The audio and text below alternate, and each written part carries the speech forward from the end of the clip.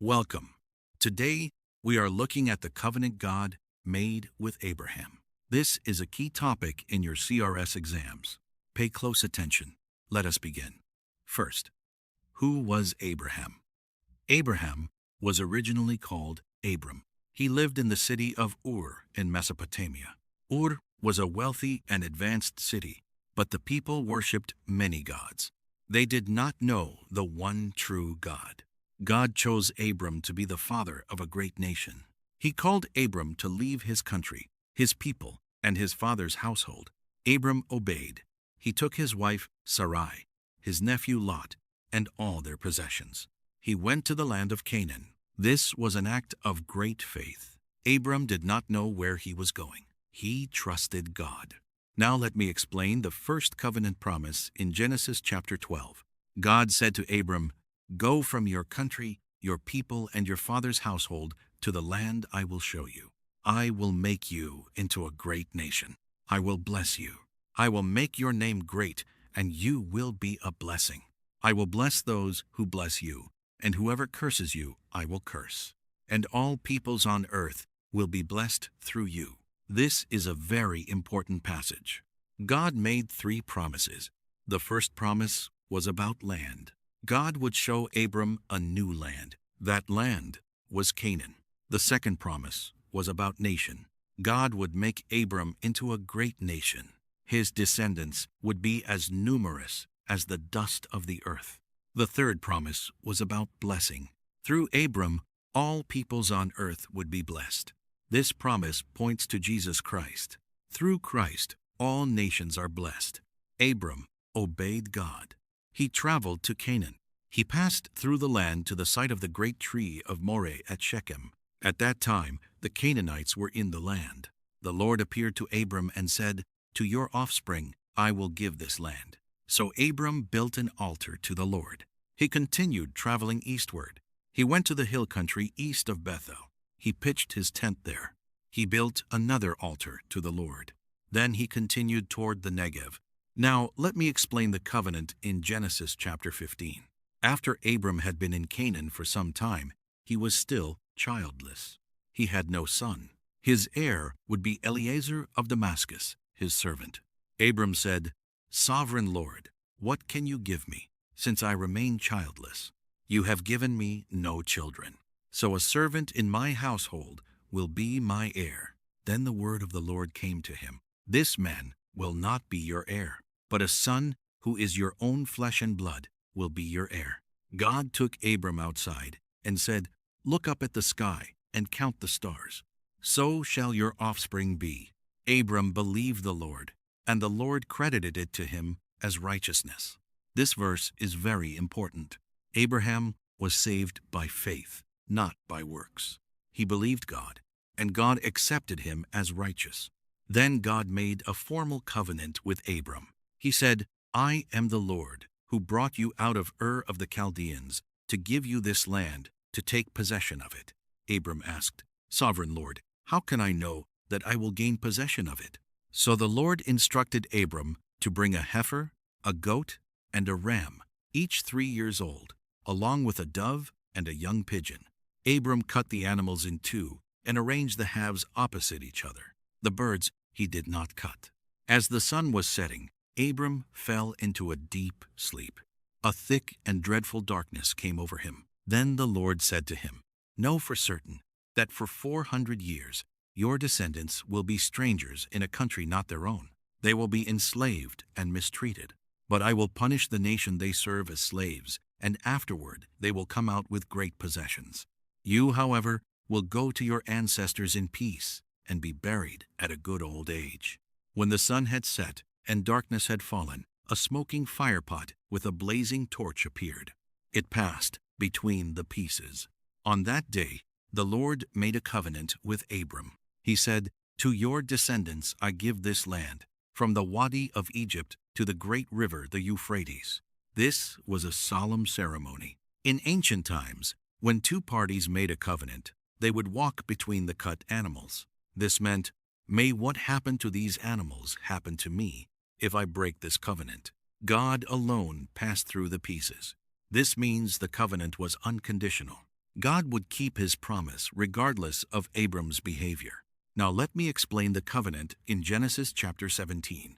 When Abram was 99 years old, the Lord appeared to him again. He said, "I am God Almighty. Walk before me faithfully and be blameless. Then I will make my covenant between me and you and will greatly increase your numbers." Abram fell face down. God said to him, "As for me, this is my covenant with you. You will be the father of many nations. No longer will you be called Abram. Your name will be Abraham, for I have made you a father of many nations. I will make you very fruitful. I will make nations of you, and kings will come from you. I will establish my covenant as an everlasting covenant between me and you and your descendants after you, for the generations to come, to be your God and the God of your descendants after you. The whole land of Canaan, where you now reside as a foreigner, I will give as an everlasting possession to you and your descendants after you, and I will be their God." God also gave Abraham a sign of the covenant. He commanded circumcision. Every male among Abraham's household was to be circumcised. This was to be a sign of the covenant. Any male who was not circumcised would be cut off from his people. So Abraham took his son Ishmael and all the males in his household and circumcised them. He was 99 years old. God also changed Sarai's name to Sarah. He promised that Sarah would give Abraham a son. Abraham laughed. He said, "Will a son be born to a man 100 years old? Will Sarah bear a child at the age of 90? He said to God, "If only Ishmael might live under your blessing." God said, "Yes, but your wife Sarah will bear you a son, and you will call him Isaac. I will establish my covenant with him as an everlasting covenant for his descendants after him." Now let me explain the birth of Isaac in Genesis chapter 21. The Lord was gracious to Sarah. He did for her what he had promised. Sarah became pregnant and bore a son to Abraham in his old age, at the very time God had promised. Abraham named him Isaac.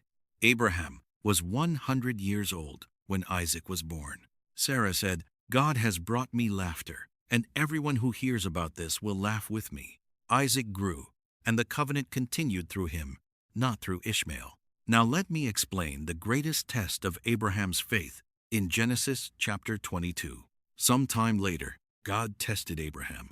He said to him, "Abraham." Abraham answered, "Here I am." God said, "Take your son, your only son, whom you love, Isaac, and go to the region of Moriah. Sacrifice him there as a burnt offering on a mountain I will show you." This was a terrible command. Isaac was the son of promise. Through Isaac, all the nations would be blessed. How could God ask Abraham to sacrifice him? Early the next morning, Abraham got up. He loaded his donkey. He took 2 of his servants and his son Isaac. He cut wood for the burnt offering and set out for the place God had told him. On the 3rd day, Abraham looked up and saw the place in the distance. He said to his servants, "Stay here with the donkey, while I and the boy go over there. We will worship, and then we will come back to you." Abraham took the wood for the burnt offering and placed it on Isaac. He himself carried the fire and the knife. The 2 of them went on together. Isaac spoke up and said, "Father?" Abraham replied, "Yes, my son." Isaac said, "The fire and wood are here, but where is the lamb for the burnt offering?" Abraham answered, "God himself will provide the lamb for the burnt offering, my son." And the 2 of them went on together. When they reached the place God had told him about, Abraham built an altar. He arranged the wood on it. He bound his son Isaac and laid him on the altar, on top of the wood. Then he reached out his hand and took the knife to slay his son. But the angel of the Lord called out to him from heaven, "Abraham, Abraham!" Abraham answered, "Here I am." The angel said, "Do not lay a hand on the boy. Do not do anything to him. Now I know that you fear God, because you have not withheld from me your son, your only son." Abraham looked up, and there in a thicket he saw a ram caught by its horns. He went over and took the ram and sacrificed it as a burnt offering instead of his son.